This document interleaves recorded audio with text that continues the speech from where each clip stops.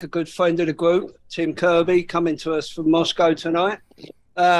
Tim's an American. He's been living in Moscow for some 15 years now.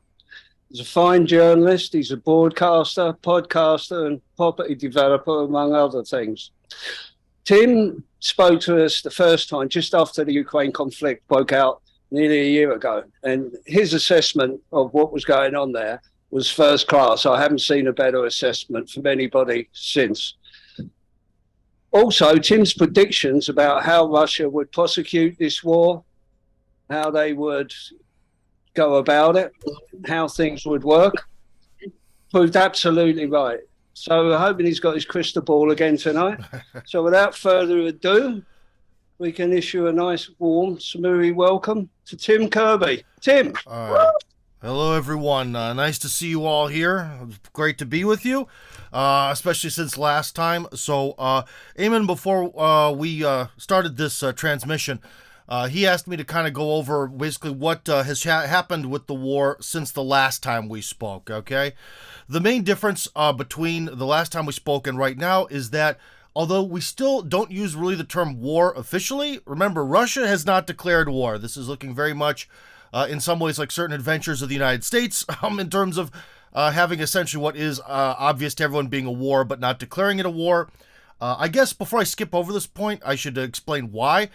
Because if, by Russian bureaucracy, if there is a war, then that means that Russia needs to essentially mobilize what they call its economy, its population, essentially due to the history of the World War II and Russia being involved in a lot of conflicts. If Russia actually declares war, that means that every aspect of everyone's lives, everything, all the industry, all the money, everything has to be contributed 100% towards the war effort like it was in World War II. And that's the reason why they're not declaring it a war, which is different than, say, some of the weird machinations that have happened in Libya, for example, or, Afghanistan, because, we go into Afghanistan to fight the Taliban, but the Taliban were never really the government, and even though they kind of are now, it's kind of hard to tell who's who. So it's a little bit different. It's a little bit different in its nature, but that's the reason why they don't. But so anyways, they've upgraded it from the previous status of the special military operation where they have 150,000 some guys going in, which was initially more mobile, and it would seem that there were a lot of hopes that the Ukrainians would surrender or realize that it's futile. But unfortunately, the people in the Kremlin did not talk to me about the way the West is going to manage this conflict, and so it went on and on and on. And what it's turned into is it's turned into a conflict where they've drafted 300,000 people who've completed military service. So the amount of people who are on the front lines for the Russians is vastly more than last time we spoke. In fact, the Russian army used to be about 700, or military, I should say, excuse me. I know some people, especially Americans who serve in the military, they flip out if you call them all the army. Excuse me. The Russian military used to be 700, 800,000, maybe 900,000 people. You hear different numbers, even within Russia. But now it seems that there's 1.5 million members of the Russian military. It's much, much bigger than it used to be. And the salaries are much better. And so anyways, the nature of the fighting is very different.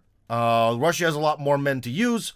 They're shooting a lot more resources. After the detonation of the Crimean bridge by the Ukrainians, the Russians began to en masse attack the Ukrainian infrastructure, which they hadn't done for months and months and months of this brutal war, according to the Western media. They never really attacked the infrastructure. Now, due to the timeline, we connect the attack on Ukrainian infrastructure with the explosions of the Crimean bridge, sort of like, okay, you attack our infrastructure, you attack your infrastructure. That could be the case, but I honestly think that the reason is something different. I made a video about this on my channel. If you ever want to look for anything regarding me, Tim Kirby Russia. Look for that on Rumble, BitChute, RooTube, YouTube, although my original YouTube channel got blocked. The new one is up. But anyways, I made a video about that because I think the real reason is maybe the Crimean bridge attack was sort of an excuse that Russia could attack Ukraine's infrastructure. Why? Because the hardest aspect of fighting this war for the Russians has been that since it's all fought in the east of the country, the east of Ukraine, or what we would in 1991 call Ukraine, That's where all the Russian-speaking population mostly is. So in a lot of ways, the civilian population is a non-target. They're a human shield. And I think when they actually started hitting the electricity and so on, it really essentially forced basically everyone to flee. Because in the beginning of the war, there were a lot more people just sort of sitting in their homes, their apartment buildings, kind of just waiting for this thing to ride itself out. And it didn't. And according to certain people's statistics within the media, there's something like over 10 million Ukrainian refugees of a country of 40 million. And obviously, most of those are from the middle and eastern part.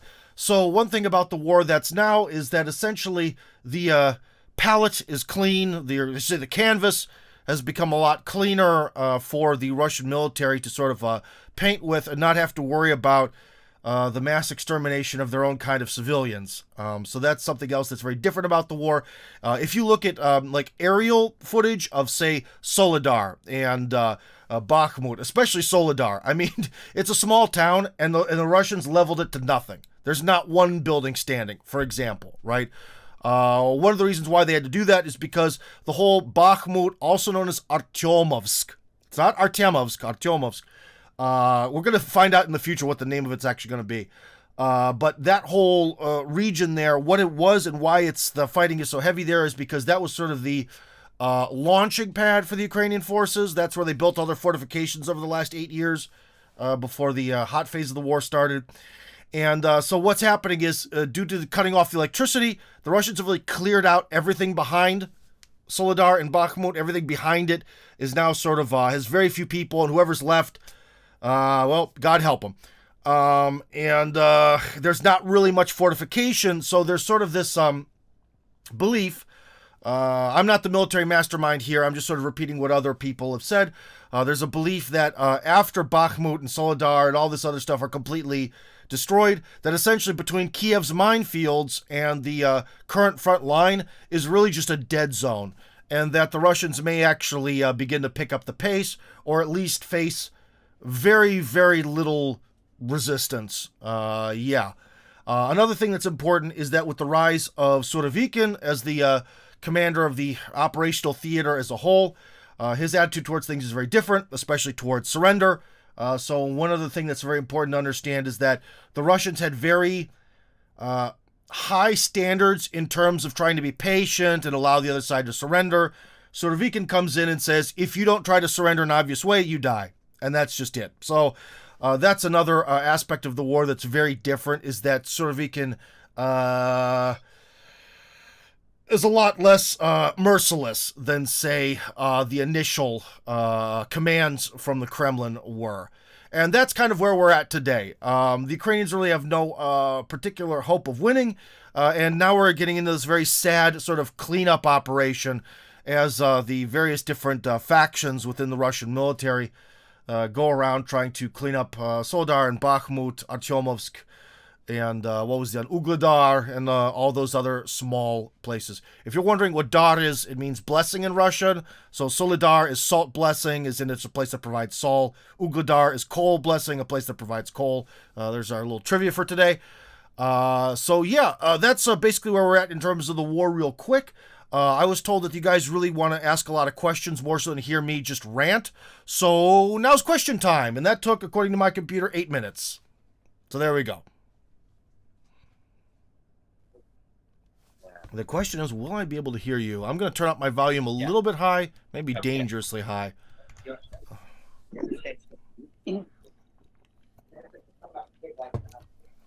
Okay. If nobody has their hand up yet, Tom, come on up here, Tom. Tim, this is Tom. Thank you, Tim. Yeah. Thank you. I get called Tom very often. It's frustrating. But anyway. You started by telling... I get called Tim very often. Oh, there we go. You're my doppelganger then. Yeah. Right. You started by telling us that the reasons that you thought Russia had not declared war because of mobilization. I had a thought that perhaps if Russia declared war on Ukraine, then they would have to accept it as an independent country. Do you have a comment on that? Well, that's kind of an interesting one because remember the Soviet Union accepted defeat in 1991. I mean, all the member nations by well, from a Russian perspective, when the Soviet Union broke up, a lot of the people involved in the breakup were quite shady. But at least on some official level, when there was the Belovezhskaya, oh my God, what it would be in English, Belovezh Accords was basically the breakup of the Soviet Union. I believe was signed between Ukraine, Belarus, and Russia. Russia being signed by Yeltsin, I think, at the time. Essentially, after that sort of agreement of the breakup of the Soviet Union, Russia did officially, and to be honest, still does, acknowledge that Ukraine was a different, separate, sovereign state. So I don't think that's not necessarily true because, for example, until the beginning of the war, I mean, there was a Russian embassy in Ukraine. There was no real talk that Ukraine was a non-entity until the war started. So I don't know. I don't think that quite fits the logic of how things actually played out, especially in the 90s. Okay, sure. Thank you. Especially because, for example, another thing is, if Kiev would have surrendered, right? So if the Russians don't acknowledge that Kiev exists or has any authority, well, we don't know. Well, if at some point they actually do throw in the towel and completely surrender, well, then if the Russians accept their surrender and provide them with some kind of terms, and they acknowledge that they exist. So we're sort of getting into a logic game here, which is one of the reasons why I kind of find law and legality to be a very frustrating thing. Everything becomes this logic game, but yeah.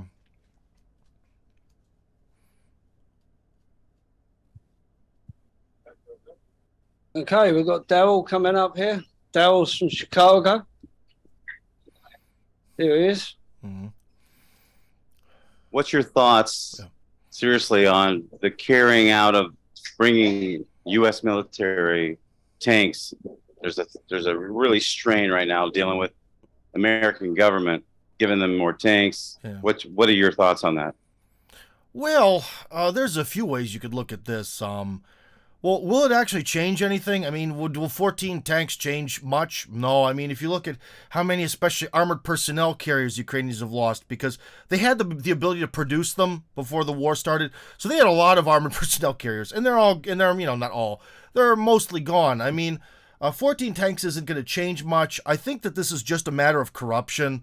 That if you think about how much an Abrams tank costs, the new ones that they're going to build that are actually like a downgrade of the actual M1 Abrams.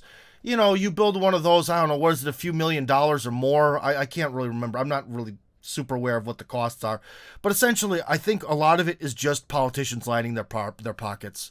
That's really the ultimate goal, because it's not gonna change anything. And all it does is again, it creates more bad feelings and more when the war's over, it digs the hole even deeper towards filling the hole back up to achieve some sort of mutual respect and peace and all that. Well, yeah, exactly. And we're dealing with the Biden administration, which total train wreck in my opinion. And, you know, when it comes to politics on that, everybody's always saying, hey, well, should we do it? Should we not? They're always thinking, because I don't know, is Joe in bed with them? And, you know, like he is anywhere else. So that's my question. I mean, because now they're thinking about doing the planes. So, you know, it's just just a mixture of all kinds of things going on right now. My thoughts why I blame corruption is because, okay, well, what if we go onto the internet right now and we listen to a bunch of podcasts that are more so on the pro-Russian side? Because if you get into CNN and all those guys, oh boy, they have an amazing perspective on things. But essentially, you're going to hear people who are going to have an opinion about, like who's become very famous in Russia, Colonel Douglas Macgregor, a great source. He's going to tell you about the way tanks work and how the M1 Abrams tanks are very finicky because of their turbine engine, and that sort of once they're turned on, they have to be turned on, and they're sort of always burning fuel like an airplane because they're essentially with an airplane engine.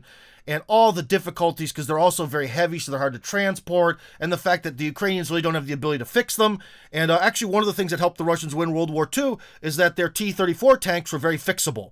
So essentially, they could slap together from 3 broken T-34s a new one, essentially, or restore one of them, I should say. And the Germans had a real tough time with that.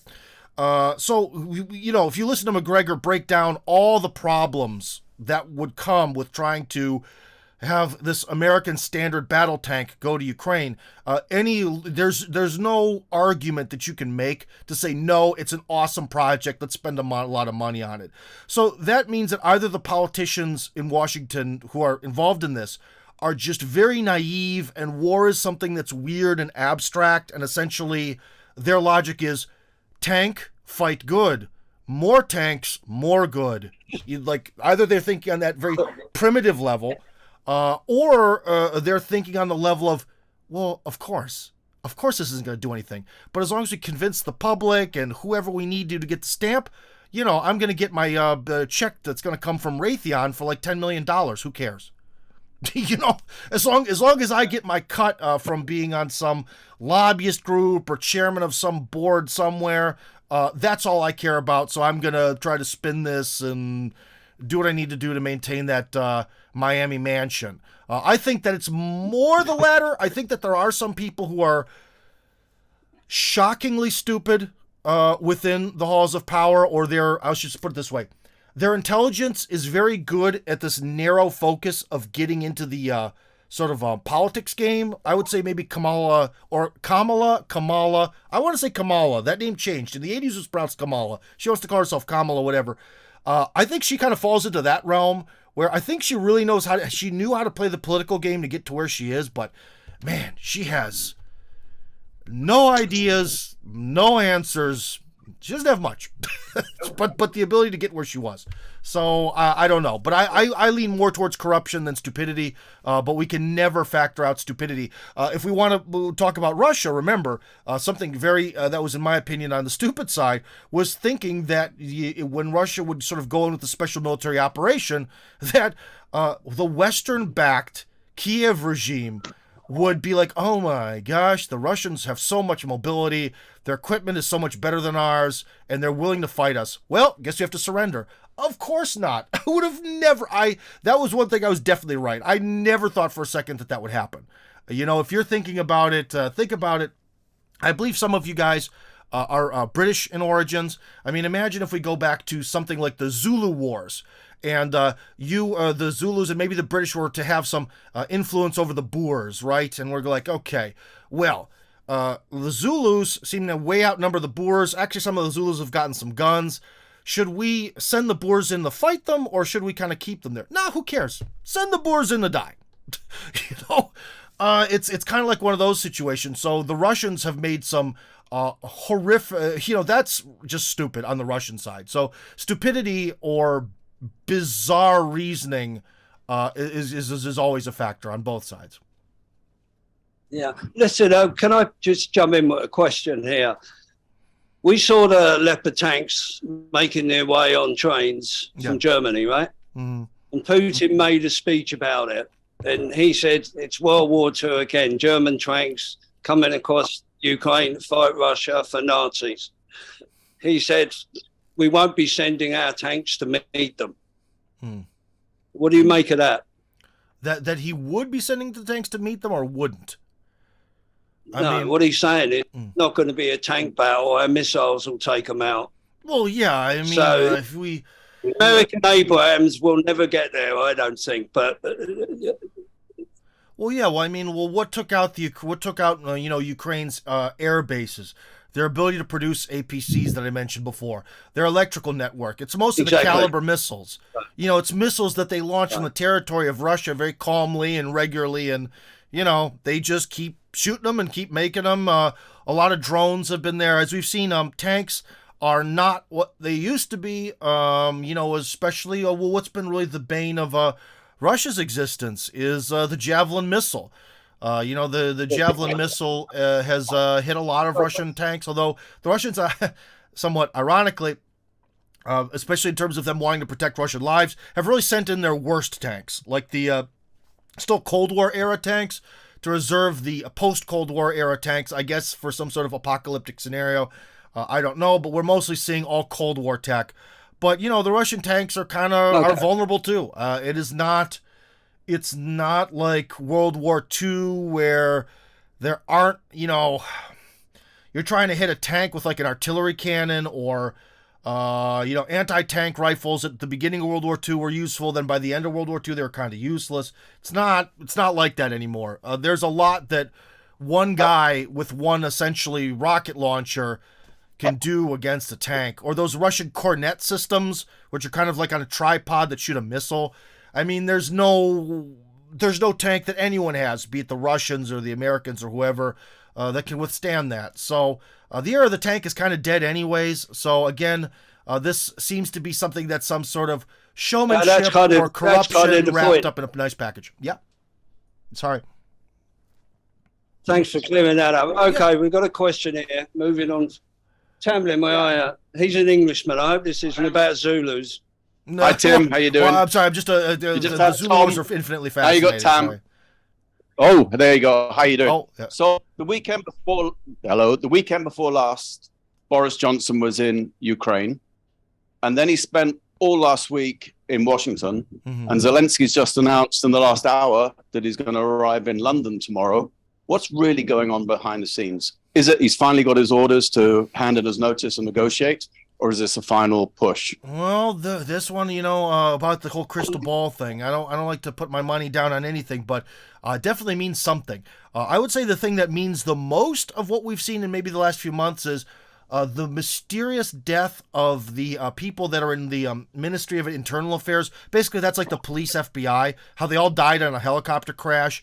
There have been a lot of firings, a lot of internal accusations of sort of treason, that everyone's working for the Russians or whatever. I really thought that the Ukrainians would start to, or should say the Kiev regime, would start to eat its own much earlier, but perhaps this process of eating its own is beginning now, which is definitely kind of a sign of doom. So I would say that basically what you said, that he's going to go to England to essentially work out what they're going to pitch to the Russians as some sort of end game, that is possible. How about I say this? That is definitely possible. If you were to go right now and bet 10,000 baht or Vought, I forget what they're called, on this, you're not dumb to bet that money, okay? Should you bet your life savings on it?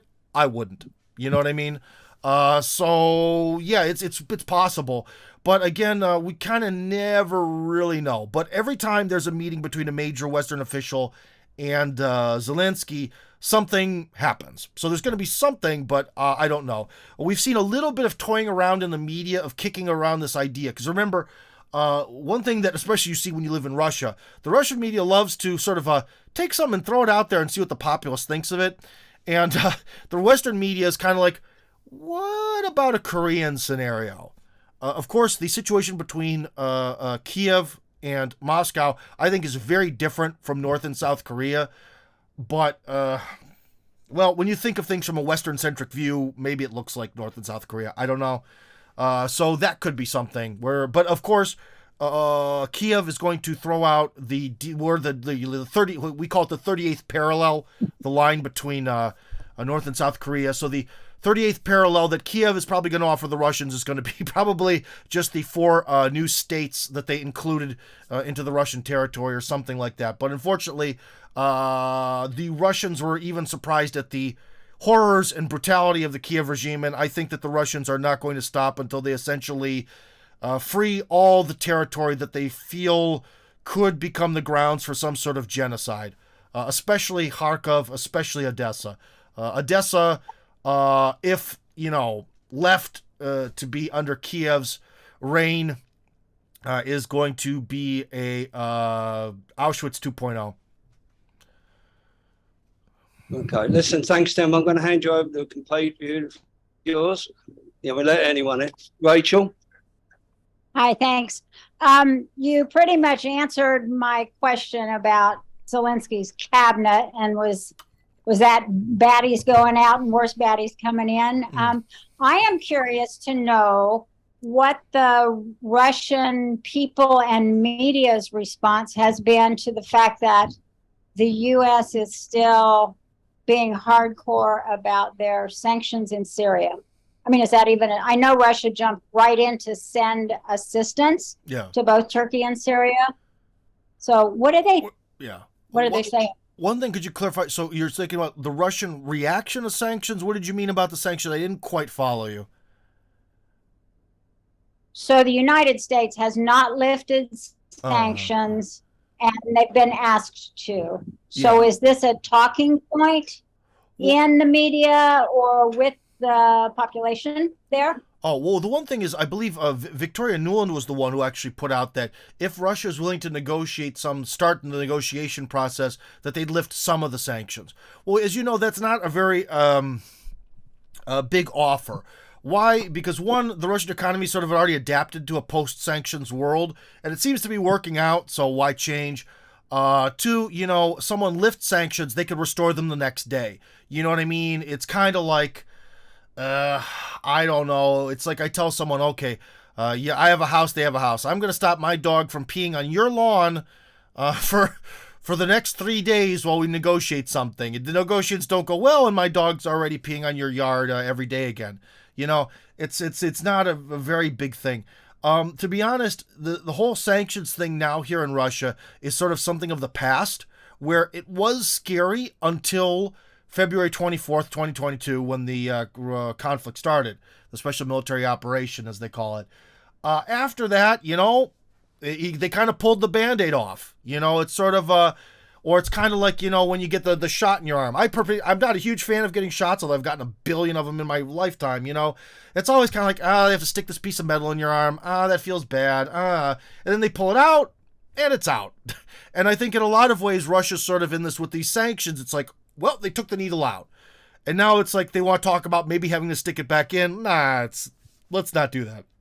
So among the general population, no one really cares about sanctions, but you also have to remember that with the general population, people in Russia are not like, there's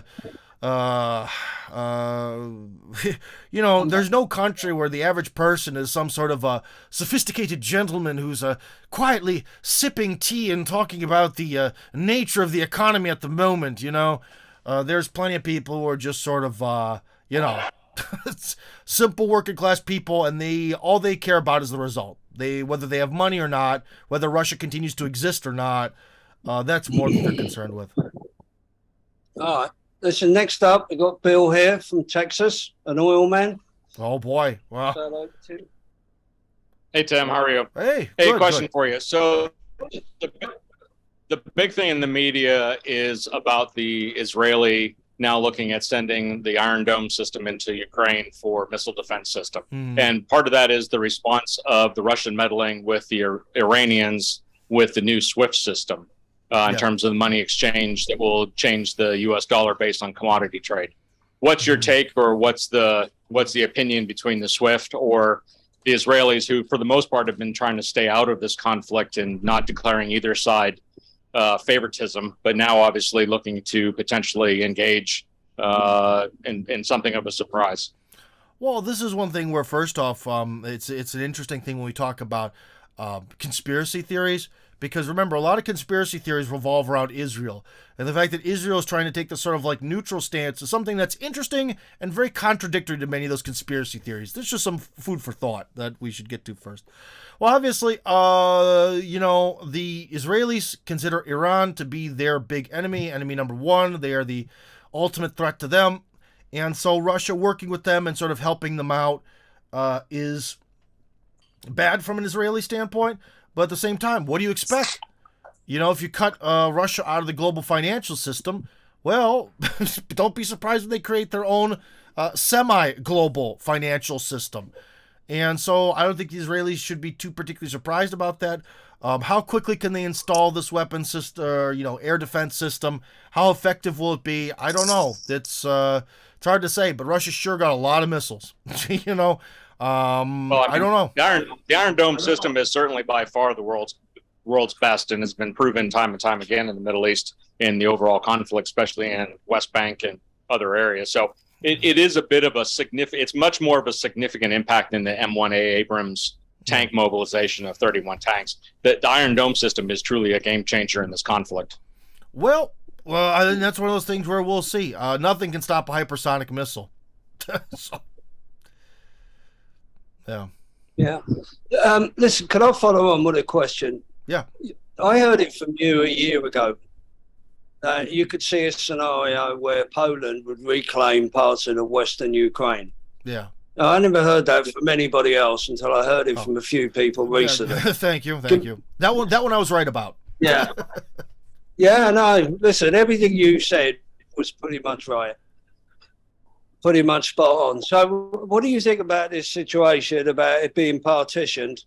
Obviously, Russia's keeping the eastern part, whatever they do. What's going to happen in the west? Because Poland are acting like a bunch of assholes, right? Well, yeah. Well, okay. To do a little recap, before the war actually started, there was some article. I think it was like New York Times or something. But the mainstream media accused the Poles and the Russians of having some sort of secret meeting to maybe divide Ukraine, which is kind of weird. Kind of came out of nowhere. But I think that there might be some truth to that. And in a lot of ways, Poland really wants to get their territory back. Poland definitely has that sort of strive for greatness that maybe a lot of other European countries have kind of given up on, especially we would say probably who are the most sort of defeatist. No offense to the British people there, but it's probably England, Germany have kind of given up maybe the most in terms of like, the Scandinavians. No, the Scandinavians, yeah, they're the most. They've given up on every last hope. But the Poles haven't, and a lot of the territory of Western Ukraine has been parts of Poland for quite some time. One of the reasons why the Ukrainian language exists is it is some sort of kind of pidgin hybrid gradiated area between speaking Polish and speaking Russian. So you kind of have more Polish terminology, but the base is more like the Russian language, and you kind of go in between them, right? And so I believe even of like recently the Polish president declared that they like the idea of partitioning Ukraine, and they would like to send in a peacekeeping force to Western Ukraine to sort of occupy it. We've also seen how they've made it within Ukrainian law that Poles can run for office in Ukraine, which was very weird and interesting. If you guys remember, that was in the news. There were also a lot of ballots printed, the weird ballots printed about various different referendum options. So I think that my opinion still stands that Poland would very much like Western Ukraine to become assimilated into Poland, and I think that actually the Russians would like that too. I think that that's a solution that works for everyone, except maybe not for Washington, because remember, what is it? The point of NATO was to keep the Russians out, keep America in, and keep the Germans down. Well, the Germans have kind of given up on their destiny of being at the center of Europe, and I think now NATO might be trying to keep the Poles down. So I don't think Washington is going to like that. But Moscow and Warsaw could definitely see that, because Moscow can't hold anything west of Kiev, realistically. Well, besides Odessa, but that's down south. Overall, though, that region they really hate the Russians. That's where all the Nazi-type guys come from. That's where all the hatred comes from. And let Poland deal with it. You know what I mean? It's kind of like, if you think about it, I don't know, I'm trying to think of one of the most troubled regions on Earth. Oh, it's kind of like, the United States pulls out of Afghanistan, and they have sort of the choice of like, well, should we go back in there and try to deal with it, or could maybe Pakistan handle it? Let them have it. Let them deal with it. It's not going to transform Pakistan into a new competitor or world power. In fact, it's probably going to become a drain for them for like the next 10 years. So just let Pakistan take it over. And I think that would be the logic to apply here, is just let them have it.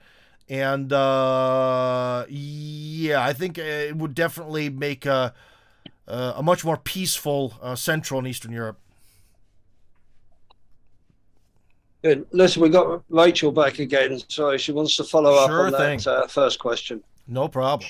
I think I didn't explain myself clearly the first time. We had a big earthquake, Turkey, Syria, and Russia was very fast to respond with humanitarian aid there. Yeah.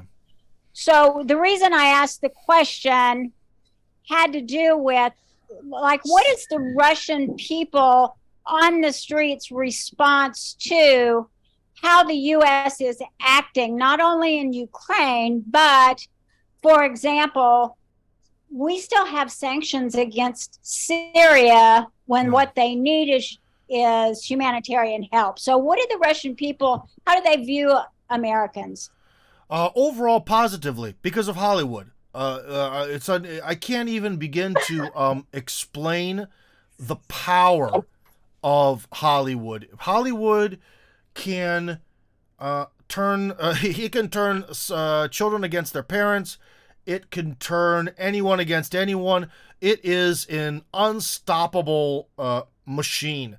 And so ultimately, overall, Russians have a very positive view still of the United States and Western Europe, but they're unable to quite understand why this is all happening. So obviously there's some anger and that they feel threatened with their survival. But on the other hand, you will very rarely actually meet Russians that have a negative view of the United States as a whole. Okay, good answer. Lynn, come on.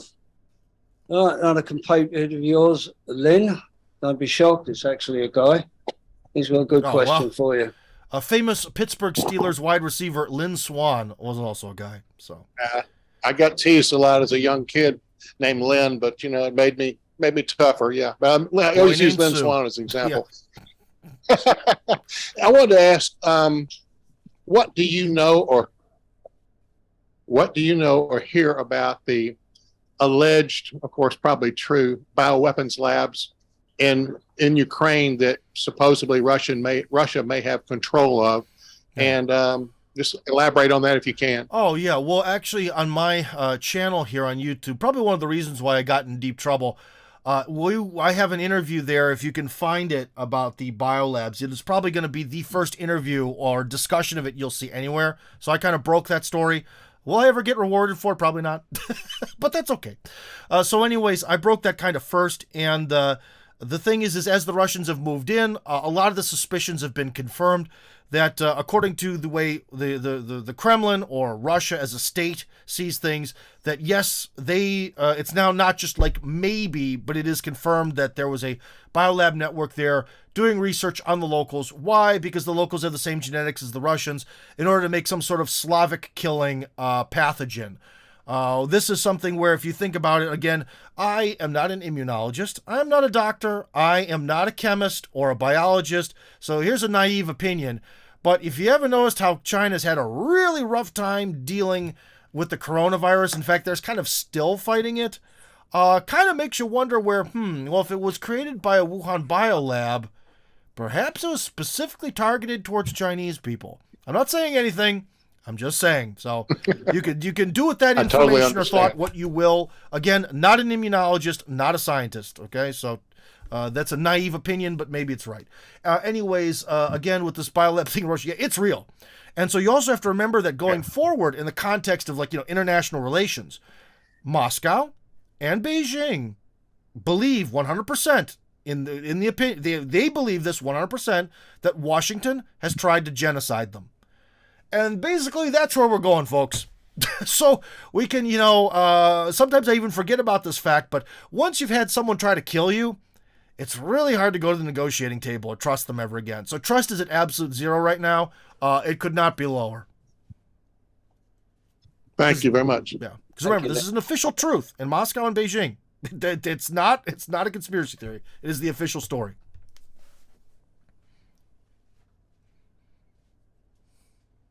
But because Friends was such a popular series in the 90s, most Russians seem to put that to the back of their minds.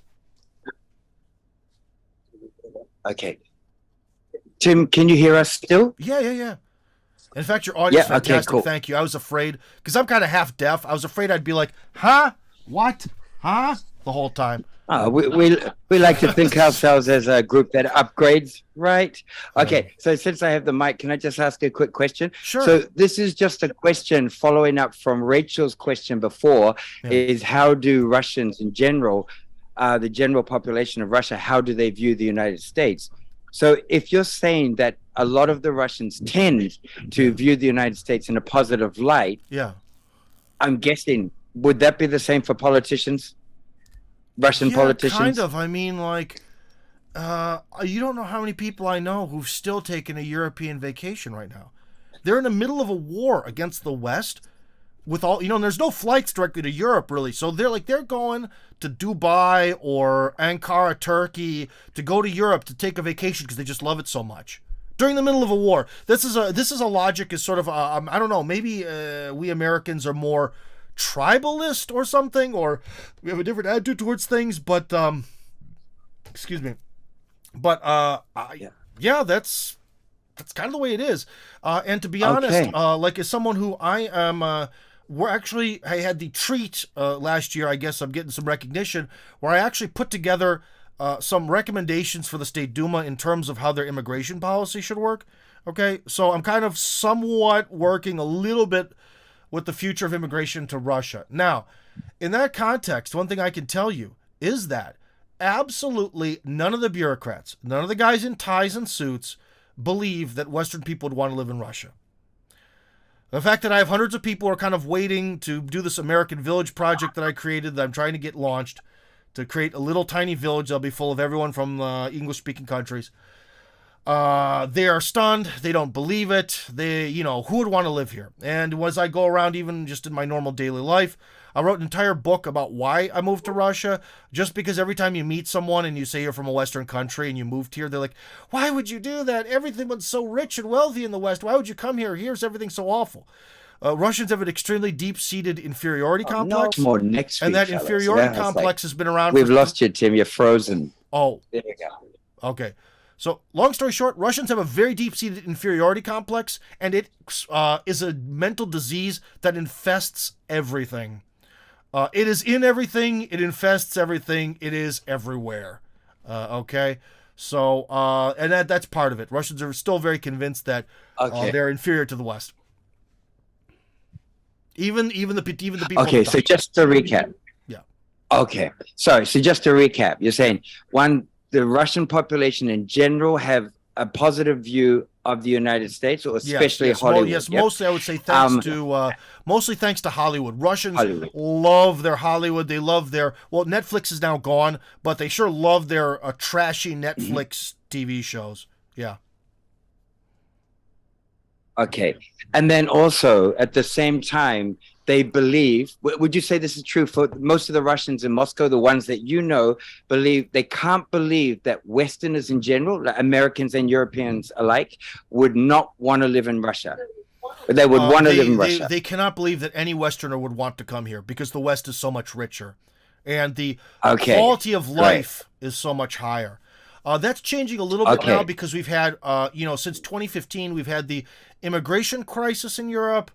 We've had crises related to, the materials being able to heat your home and stuff. So I think the view is changing, but you have to remember that there's this force called historical inertia. If we believe in something or do something long enough, even if the situations change or our opinions start to change, that thing is going to hang around for a long time. And I think that we're sort of in this phase where I do think that maybe when my children are my age, things here could be radically, radically different in that regard.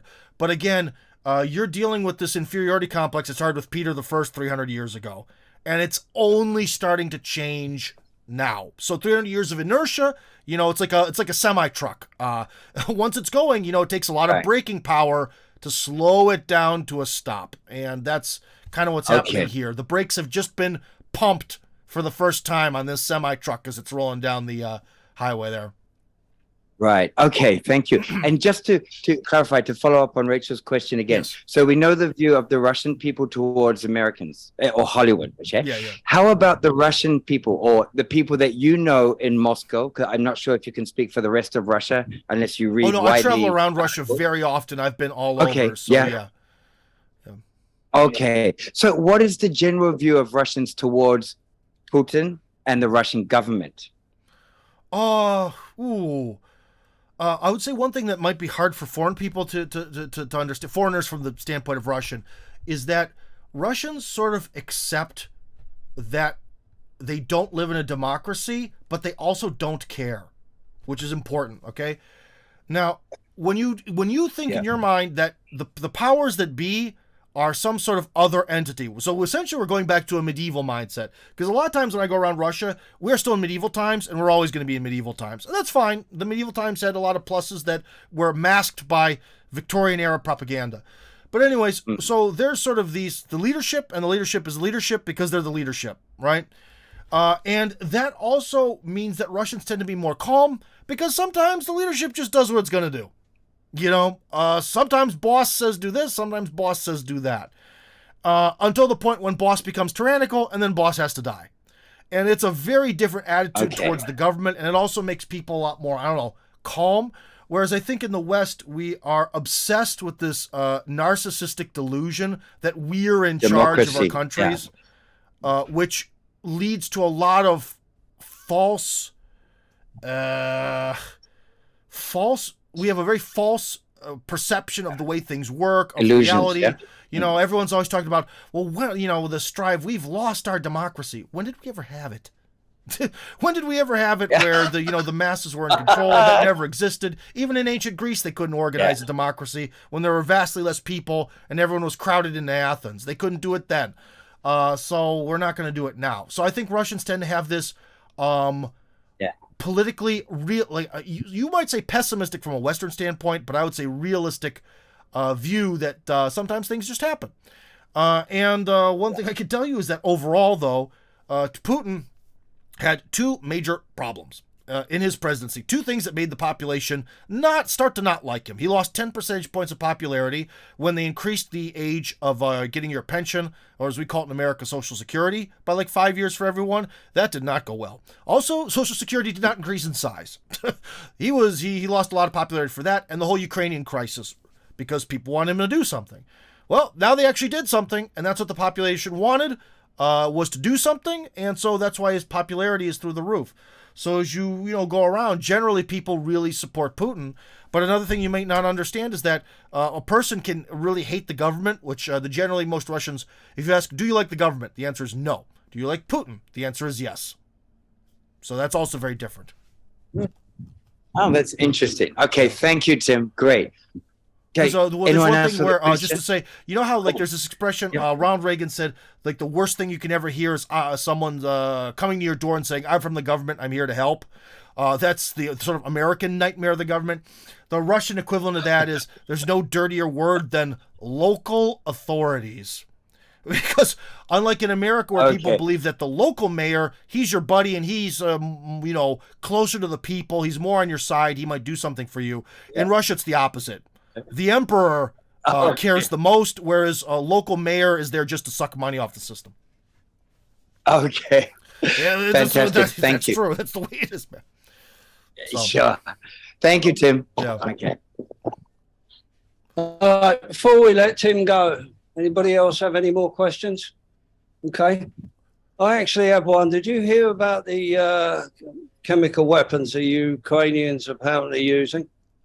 Yeah, I saw Has that been one reported? video that's supposedly related to that. But again, one video is one video. I'll put it this way. Could they, let's just do this hypothetically. Could it be true? Okay. We have to remember that they've sent a lot of people from the regions of where, Hungary and Romania and all that border Ukraine. That's kind of like Western Carpathian region.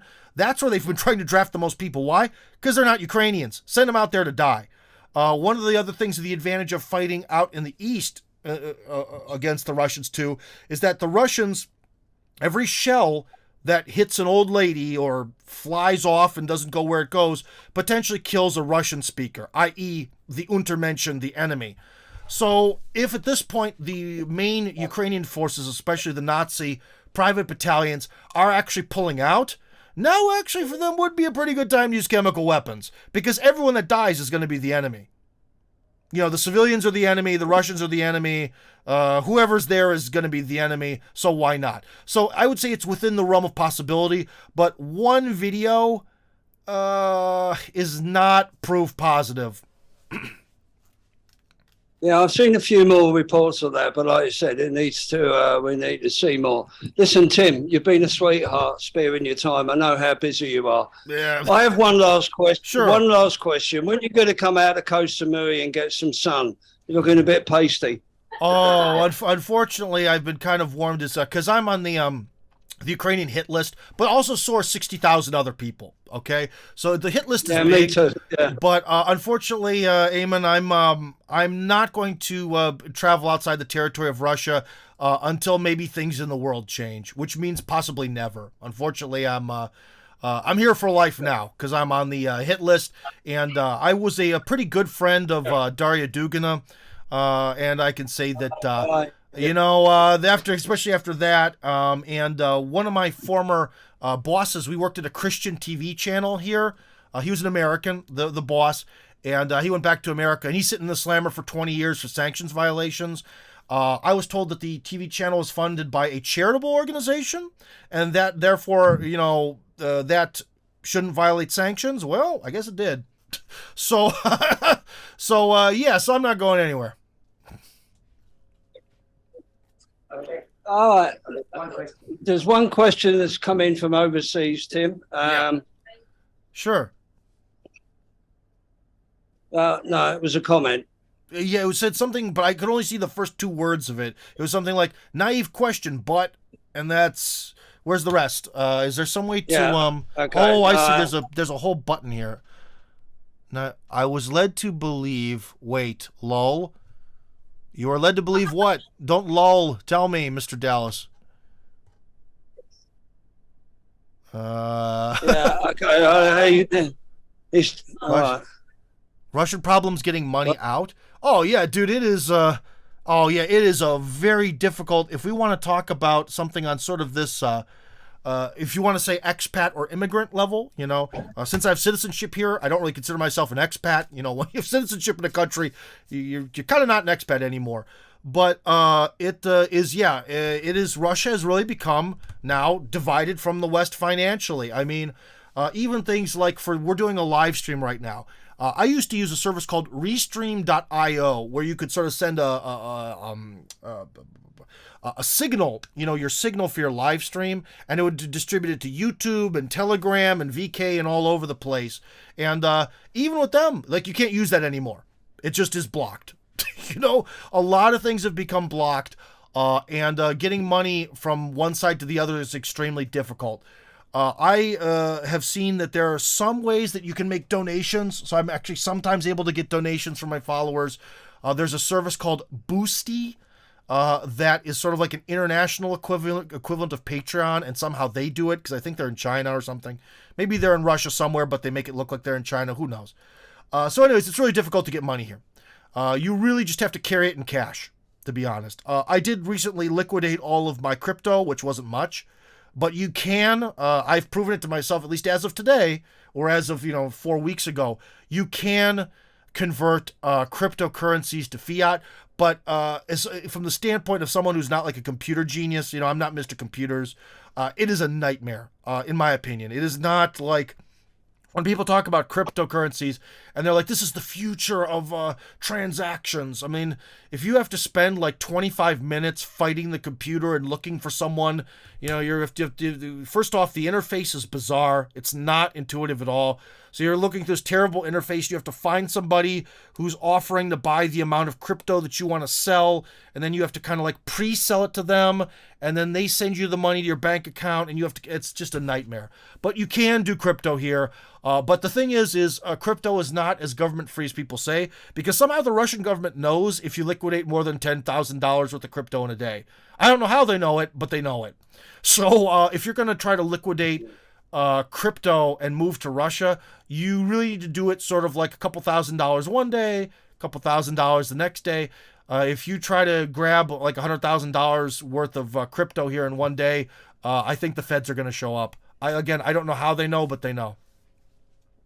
Yeah. Okay. So who'd want to move to Moscow? Like you said. And also, all right. Last question. Absolute last. You have to pay a 13% tax on crypto earnings. So that's another thing. Whereas it depends on how the government sees it. Like if you were to violate that rule, say, and you take out $100,000, they might say, okay, we'll give you 87 back.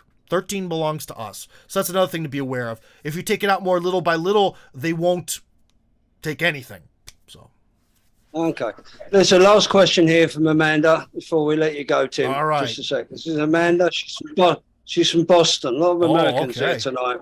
For some reason. It is unusual to see this many Americans. Yeah, so I'm kind of curious. Okay.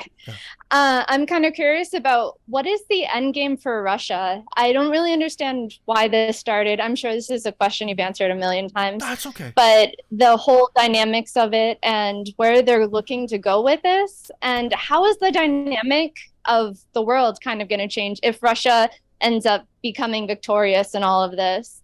And if they decide to kind of continue on, if that's going to be a kind of a thing that if people have thought about. Yeah. Okay, so we're talking about the end game. Okay, so let's go back to the beginning. I talked about in this discussion how in 1991, Russia voluntarily, or I should say, capitulated the Soviet Union, and it acknowledged the borders of the Soviet republics as being the borders of new countries. Boom. And then what happened? What was sort of the beginning of this sort of war in Ukraine thing? That was the Maidan Revolution. So the Maidan Revolution was when the U.S. State Department and CIA and others financed over many years this color revolution to take over in Ukraine. The reaction to that in sort of the eastern part of Russia was that this is a neo-Nazi takeover. They're going to come kill us. We're out. That's when the Donetsk and Lugansk People's Republics rose up and were, sort of crushed by Kiev as they rolled in with tanks and started killing everyone. And that's when the Russians took back Crimea via a referendum. Why did they take back Crimea and not the rest of it? Because the Russians were willing to risk a nuclear war to take Crimea, because without Crimea, they would lose all of their essential sea power and would never be a powerful nation again. So we risked World War III. The Russians literally put all their chips down of, if no Crimea, then Russia ceases to exist as a civilization. We're willing to have everyone die for that. Okay, so the start actually comes from the U.S. State Department and the CIA. Then, over time, we have this sort of 8 years of an anti-terrorist organization from the standpoint of Kiev, where they were sending forces down, building all the bunkers around Bakhmut and Soledar and all these other places, and trying to put down the rebels in Donetsk and Lugansk, right? And, for 8 years, Moscow sort of didn't really do anything.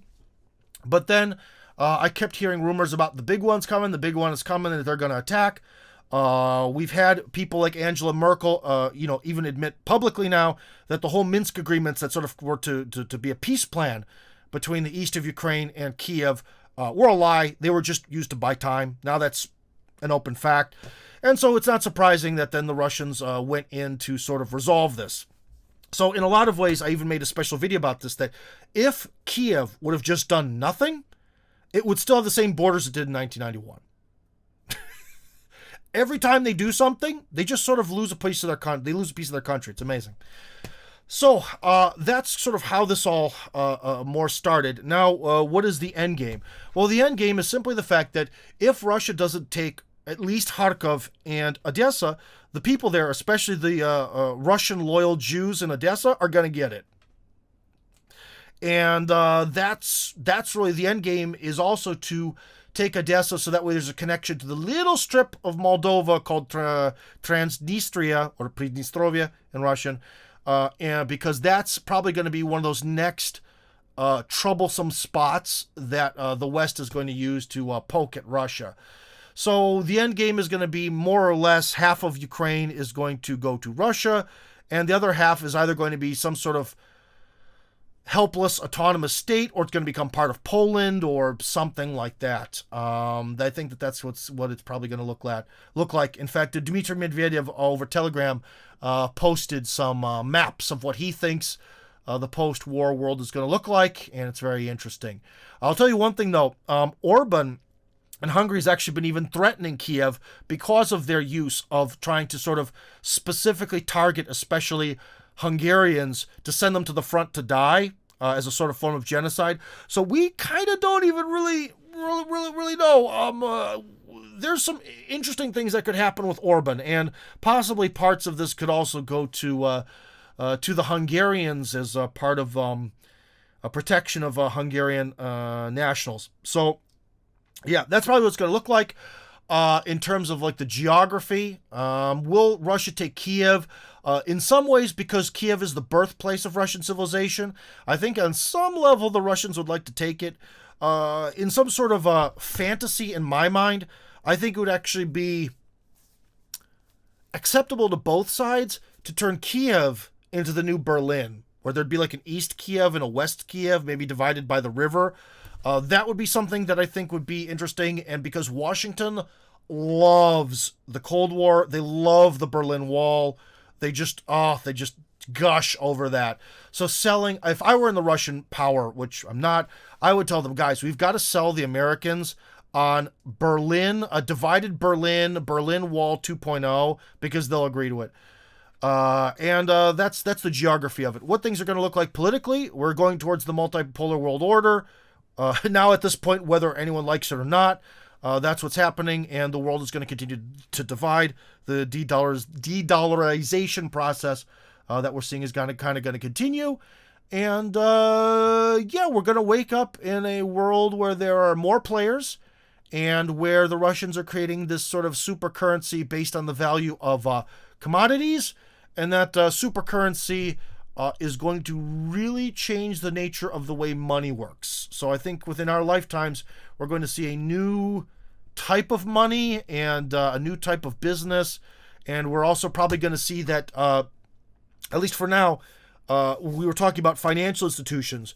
There's going to be sort of an Eastern set of financial institutions, a BRICS set, or you could say global South, global Southern set of financial institutions and systems, and then a Western system.